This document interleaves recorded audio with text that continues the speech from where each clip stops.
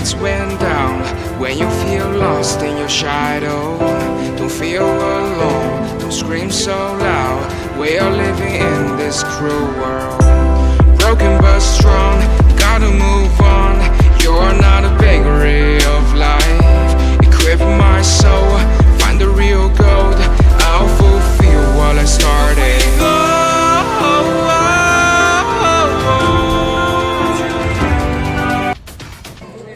साथियों नमस्कार, आप देख रहे हैं पब्लिक दस्तक। साथियों इस वक्त हम पुणे में हैं। पुणे में भाजे लेडी, ये प्राचीन काल का भाजे लेडी कहा जाता है और इसमें कम से कम 3000 फुट ऊपर ये लेडी है, जहाँ पे बुद्ध काल में यहाँ मेडिटेशन होता था और मेडिटेशन सेंटर, ध्यान साधना यहाँ पर करते थे बुद्ध काल में। उस तो आप देख सकते हैं कि यहाँ पर बनते ज्ञान ज्योति भी आए हैं, संबोधित कर रहे हैं। और यहाँ पर स्तूप आप देख रहे हैं, बहुत भिक्षु स्तूप के चारों तरफ घूम रहे हैं। और आप देख सकते हैं कि ये प्राचीन काल का 2500 साल पहले जो बुद्ध काल में सम्राट अशोक द्वारा निर्मित ये बौद्ध विहार है, जो ध्यान साधना किया करते थे। वो प्राचीन काल में सम्राट अशोक ने 84,000 बौद्ध स्तूपों में से एक बौद्ध स्तूप था। महाराष्ट्र के ने पूरे भारत में 84,000 बौद्ध स्तूप बनाए थे। उसमें से पहाड़ को काट के प्राचीन काल में आप देख सकते हैं कि किस प्रकार से ये पिलर है जो आप देख रहे हैं, पहाड़ों को काट कर बनाया गया है। कोई सीमेंटेड चीज नहीं है। और आप देख सकते हैं कि प्रकृति का कलर, जो ऊपर प्रकृति का कलर था वो प्राचीन काल का उसी तरह सेम कलर पड़ा हुआ है। अंग्रेजों के आने के बाद खोज हुआ, पुरातत्व विभाग के द्वारा इस एक बौद्ध विहारों को ढूंढ के निकाला जा रहा है। अब बहुत से तमाम बौद्ध विहारों को हिंदूकरण भी कर दिया गया है, जिसमें ब्राह्मणों ने देवी देवताओं को बैठा दिए हैं। लेकिन प्राचीन काल का एक बौद्ध विहार अब पुरातत्व विभाग और अंग्रेजों द्वारा जो मिला है, आप देख सकते हैं कि बुद्ध को मिटाना आसान नहीं। बुद्ध का और प्रकृति से बहुत जबरदस्त नाता था। और आप देख सकते हैं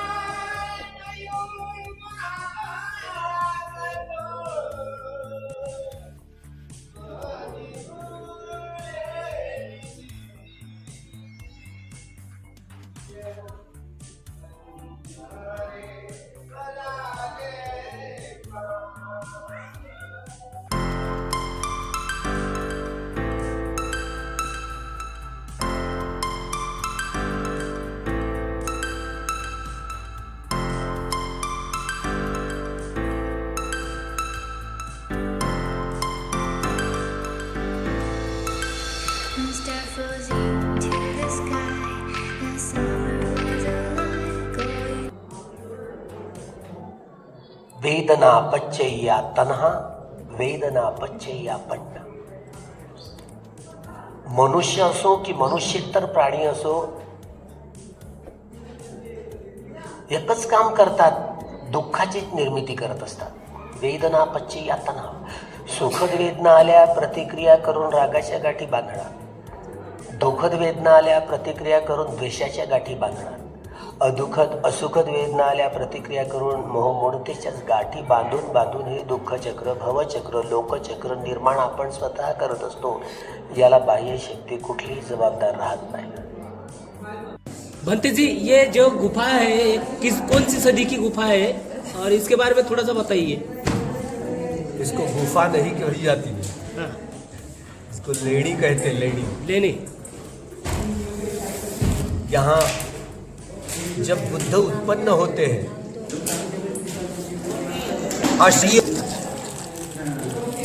अद्भुत, यहाँ जब आते हैं तो अद्भुत चीजों का नजारा देखा जाता है। अद्भुत है, कैसे कैसे बनाई होगी ऐसे अपने मन में। जहाँ जहाँ अलग अलग चित्रीकरण भी है। उन दिनों जो भगवान के महापरिनिर्वाण के बाद, भगवान के समय में तो ये लेड़ियां नहीं थी। देवानंद प्रियदर्शी सम्राट अशोक हुए, उन्होंने 84,000 धम्म स्कंद के आधार पर 84,000 महास्तूप बनवाए और वहां महास्तूपों पर धम्म लिपि में त्रिपिटक लिपिबद्ध किया। 84,000 स्तंभ निर्माण किए और वह स्तंभ पर त्रिपिटक लिखे गए धम्म लिपि में। 84,000 अभिलेख लिखे गए, वह धम्म लिपि में लिखे गए और 84,000 पत्थरों पर जो शिलालेख कहे जाते हैं, शिलालेख लिखे गए। दिल्ली में जो हमको बड़े बड़े पत्थर दिखते, वहां शिलालेख, चाहे गरीब हो या बहुत धनवान हो, सबको भगवान बुद्ध के सद्धर्म में प्रतिष्ठापित होकर यहाँ एक मनुष्य ऊंचा नीचा नहीं देखा जा सकता। तो अशोक सम्राट ने दिल्ली में राज किया, जो हस्तिनापुर कहा जाता, तो दिल्ली में राज किया, इसका ये बड़ा सबूत है।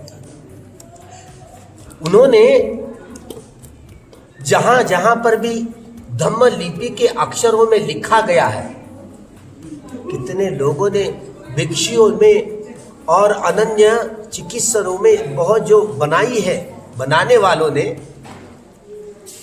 राजा महाराजों का जहाँ अधिष्ठान मिला, आश्रय मिला, तब यह सातवाहन काल के राजा हो, बुद्धिस्ट राजा, सातवाहन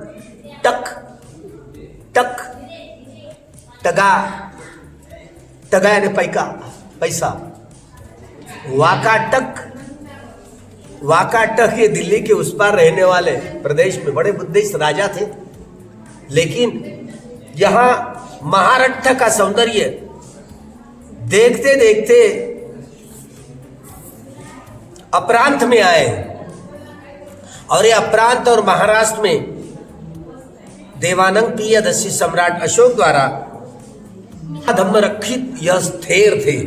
यूरोप के जो ग्रीक देश के वे स्थविर थे, अर्हत थे, उनको महाराष्ट्र में अपरांतिक में भेजा और जहां जहां वह रमने, तो वहां वहां पर अलग अलग आगे चल करके सातवाहन और वाकाटक, ये टका वाले टक यानी पैका, ये रमन, ये वाकाटकों ने बहुत सारी मेहनत की। महाराष्ट्र में अजिंठा से लेकर ये कार्ला, ये जो भाजे, ये जो लेनियों का परिसर, तो यहाँ 25 दिसंबर 1954 में भगवान बुद्ध की मूर्ति की स्थापना करते हुए बाबा साहब ने उल्लेख किया था 2000 लेनियां इस देश में, 2000 लेनियों से 1700 से ज्यादा अकेले इस महाराष्ट्र में। इसका मतलब क्या है कि सारा महाराष्ट्र 100% बुद्धिस्ट थे। प्राचीन जमाने में वह नाग कन्या, ये महाराष्ट्र की प्रथम राजधानी, प्रथम नायिका जो थी, नाग रानी, नाग कन्या, वह पहला अधिष्ठान जब सातवाहन राजाओं ने, वाकाटकों ने जो यह लेनियां बनवाई, जहां जहां भिक्षुओं को आमंत्रित किया, भिक्षु संघ को, यहाँ वह भिक्षु संघ रहता था, यहाँ पर ध्यान किया करता था और गांव गांव में भिक्षाटन करते हुए लोगों को धर्म बांटने का काम करता था, पुण्य वितरण करता था, मैत्री करते थे। लोग कितने धर्मवान धर्मवतिया बन गए थे। एक मनुष्य दूसरे मनुष्य के साथ में ऐसे मनुष्यता का व्यवहार करे, यह वैभवशाली, यह परंपरा लेनियों की परंपरा होती है। फाहियान, एसिंग, वानसांग सारे इधर जम्बूद्वीप में फैले, उनका भी दिखाना है क्यों? यहाँ इतना सारा वैभव वाकाटक सातवाहन कालीन लोगों ने बनाई है, तो कैसे धार्मिक राजा होंगे वे लोग? ताकि भगवान के सद्धर्म का जो वैभव है तो यहाँ निर्माण कर सके वे, जहाँ आर्य सत्य का साक्षात्कार करने के लिए आप जैसे लोग उन दिनों पूर्णमासी अमावस्या हो, पूर्णिमा के दिन 8वां दिन, अमावस की शुक्ल अष्टमी या कृष्ण अष्टमी, तो उसमें ये महीने के 4 दिन लोग उपासक उपासिका यहाँ पर आया करते थे। यहाँ पर 8 शीलों का पालन करते हुए दान दिया करते थे, अपने अपने बच्चों को दान दिया करते थे। संघ बड़ा, इतना बड़े लाखों के तादाद में भिक्षु लोग एक के पीछे एक ऐसे चलते थे और भगवान के सद्धर्म में जो सहायक होते हैं, जो मार्ग पर पथ पर कैसे चला जाए यह समझाते थे। अनेकों आपके जैसे गृहस्थिनियाँ श्रोतापन्न सकदागामी अनागामी इस पल तक पहुँचते थे।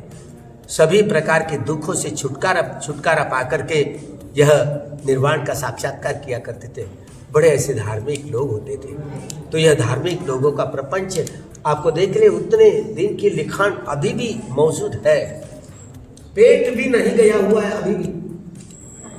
यह कला ही बुद्धिस्ट लोगों की कला है। भगवान बुद्ध जहाँ होते हैं तो यहाँ आगे चल कर के डॉक्टर बाबा साहब अम्बेडकर जी जब आएंगे ना, ये हवाला देंगे। मैं जब आया था 25 दिसंबर 1954 में भगवान की मूर्ति की स्थापना मैंने देहू रोड में की थी। बाबा साहब तब बोलेंगे यहाँ सभी लेनियों का नजारा देखा था, 7 वाहन वाकाटक कालीन वह राजाओं ने महाराजाओं ने ये महास्तूप बड़े बड़े बनवाए थे।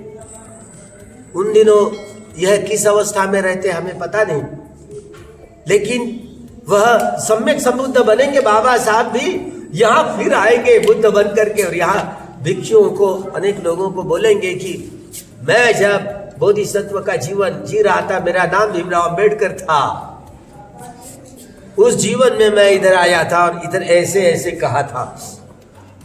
तब वे कहेंगे, वह भिक्षु संघ को जानकारी देंगे। क्योंकि जब बुद्ध जो प्राप्त होते हैं ना, भूत वर्तमान और भविष्य की जानकारी प्राप्त करते हैं। तो ये सारी लेनियों का नज़ारा, जहाँ जहाँ अलेक्जेंडर कनिंघम जी आए, पहली बार वह शिकार करने का शौक था, मिलिट्री का आदमी सर अलेक्जेंडर कनिंघम, वो तो पहले जैसे अजिंठा के लेनियों में गए, जंगल था भारी, बंदूक हाथ में, टाइगर की अब भला शिकार करने का शौक है ना। गोली तो चली गई, सन्न बजी, टाइगर तो निकल गया, लेकिन जब जाता है गुजरता तो लेनियों का मौसम दिखता है। तब वो पुरातत्व विज्ञान की जो वैज्ञानिक की दृष्टि छा जाती है, हाथ की बंदूक फेंक देता है। अंग्रेज है, अधिकारी है, मिलिट्री वाला, लेकिन वह यह भगवान बुद्ध का वैभव देखते देखते यह पुरातत्व की स्थापना होती है, पुरातत्व की स्थापना होती है, आर्कियोलॉजी की स्थापना होता है। वो मुखिया होते हैं और सारे भारतवर्ष में घूमते हैं, जहाँ जहाँ सब मिलते। तो यहाँ पर अलेक्जेंडर कनिंघम जी भी आए थे, जिन्होंने यह हुआन सांग, ईस्ट चीन, फाइयान के कागजों में प्रवेश, उनके लिखान के आधार पर उन्होंने यह अलग अलग लेनियों में यह अलेक्जेंडर कनिंघम जी इसी भाजे और कार्ला में के लेनी में भी आए थे और उन्होंने ये भगवान बुद्ध की विरासत, यह कितना धर्म फूला और फैला था। तो हम उनके भी ऋण को याद करते ताकि वे आए और इस नज़ारा सारा खोल दिए। हाजे लेडी, पांडो लेडी और एक कार्नल लेडी के बारे में थोड़ा बताएं। ये पांडो लेडी के नाम से क्यों घोषित है? जब प्रतिक्रांति हुई देश में, पंडु यानी पांडी पीत वस्त्र धारण करने वाला। तो पीत वस्त्र धारण कौन करता है? भगवान करता है। तो भला प्रतिक्रांति होने के बाद में अलग अलग मूर्तियों को बेढंग से रंग बेढंग कर दिया और वहां पर अनेक देवी देवताओं में परावर्तित किया। पांडव बोलने लगे, वो तो महाभारत है ना, वो तो बाद में रचा गया। वो महाभारत ये प्रतिक्रांति के बाद, सम्राट अशोक के बाद में रचा गया है, पहले का नहीं है। लेकिन प्रतिक्रांति होने के बाद आज भी कैसे चित्रण देखने को मिलता है, अलग अलग बुद्ध की मूर्तियों का विकृतीकरण करके अलग अलग देवी देवताओं का नाम दिया हुआ है और रखे हैं। यहाँ पर भी वो लिपिंड वहाँ पर बिठाई थी। अच्छा, हमारे बुद्धिस्ट लोग सजग रहे और वो निकाल डाले। होता है प्रतिक्रांति होने के बाद में चढ़ाव उतार आते हैं और अपने अपने शिकायतें होती रहती है, इसलिए पांडव पांडव लेनी कहती है। नासिक की भी वो त्रिरश्मि लेनी, उनको भी पांडव लेनी कहा जाता है। न जाने वो विकृतिकरण समझा जाएगा। यहाँ बुद्ध लेनी ही है, पांडव लेनी नहीं है। क्या भाजे लेडी को नाम कैसे हो? ये भेषज है ना, बड़े ये दवा के ये दवा भेषज। यहाँ भिक्षु भी भिक्षुओं के लिए अलग अलग रूप में दवाइयाँ करते थे, रंग करते थे दवाइयाँ, इसलिए ये यहाँ पर यहाँ दिखाई दे रहा है, यहाँ पर गोट गोट करके भेषज जो अलग अलग दवाइयाँ बनाते थे, इसलिए यहाँ भेषज कहा जाता है। भाजे लेनी भेषज, तो इसी प्रकार ये भाजे और ये भेषज यहाँ अलग अलग दवाइयों की बहुत सारी वनस्पतियाँ हैं जहाँ कूटे जाते थे और दवाइयाँ बनाई जाती थी। भेषज कहा गया है, इसलिए भेषज से वह भाजे लेनी पड़ी। बनते जी वहाँ पर जो कुछ दर्शाया गया है, वहाँ पर देखो 10 है उसमें, 10 शील है या 10 पारमिता है या 10 बुद्ध है, जरा समझाएंगे वहाँ पर क्या है? पहले जमाने में वाकाटक के दौरान चित्रलिपि थी। यह अक्षर लिखने की जो प्रक्रिया अनुसंधान हुई, तब पहले ऐसे ही चित्रलिपि छाई गई। तो अलग अलग चित्र, जैसे धम्म चक्र भी होता है, चित्रलिपि, चित्र निकाला करते थे। फिर आगे बढ़ते बढ़ते बढ़ते वह जो प्रकृति थी, प्रकृति से जो निकली हुई प्रकृति कही गई, तो वही पाली प्राकृत कही गई है। उस धम्मलिपि विकसित हुई है सम्राट अशोक के समय में। जहां पर यह अंकित है ना, ये लिपि है, ये चित्रलिपि कहलाई गई। चित्रलिपि धम्मलिपि के यह आधार सभी भाषाओं की जननी पाली प्राकृत है, संस्कृत नहीं है। संस्कृत नहीं है, पाली प्राकृत यह जड़ है, सभी भाषाओं की जननी। अलग अलग अभिलेखों पर, शिलालेखों पर, स्तंभ लेखों पर और वहाँ महाविहारों में स्तंभ पर, गुफाओं पर, जहाँ पर आपके पीछे शिवलिंग बना हुआ है, कैसे देख रहे हैं? अरे वो जब मंत्र तंत्र नहीं रहते ना, तो शेडी वाले लोग बड़े होशियार होते हैं। कहीं पर भी हनुमान है तो शिव है तो शंकर है, जानबूझकर रख देते हैं। ऐसे ही एक नज़ारा, इसलिए वो जो बीच में झगड़े झूड़े ऐसे हुए थे, तो जानबूझकर यह लेनियों का सौंदर्य है ना, इसका विकृतिकरण करना चाहते हैं। जहाँ जहाँ लिंग पीढ़ वहाँ पर बनाई, तो ये शिवलिंग है के प्रचार प्रसार करके निकली। और भगवान को तो विष्णु का अवतार ये मानने के लिए बड़ा सस्ता करता है, इसलिए सब ये विकृतिकरण है। तो उनकी लोगों की क्या है, तब जहाँ पता चलता है कि प्रकृति है, प्रकृति में जो है वो उजागर होता रहता है। तो यही प्रकृति की सुंदरता है कि इतनी सारी लेनियाँ जो बनी है, जो प्राचीनतम राजा महाराज हुए, जिन्होंने भिक्षु संघ के लिए ये अलग अलग जो कुएं हैं या ध्यान करने की जगह है, अलग अलग शून्यागार बनाए हुए हैं। प्राचीनतम यह सारे लोग मैत्री भाव से रहा करते थे। ऐसे जाति व्यवस्था उन दिनों नहीं थी, लेकिन तिकड़े तमिल लोगों को क्या कहना है, आपस में बंधु भाव से रहना पसंद नहीं लगता, इसलिए बंधु भाव मिट गया और जाति जाति में वैमनस्य फैला करके लोग क्या बिगड़ते गए।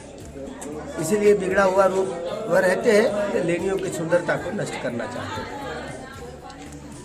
इसलिए ये ऐसे हरकतें करते हैं। इन हरकतों के क्या है, वो पगले लोग हैं, ऐसे समझाना। ठीक है।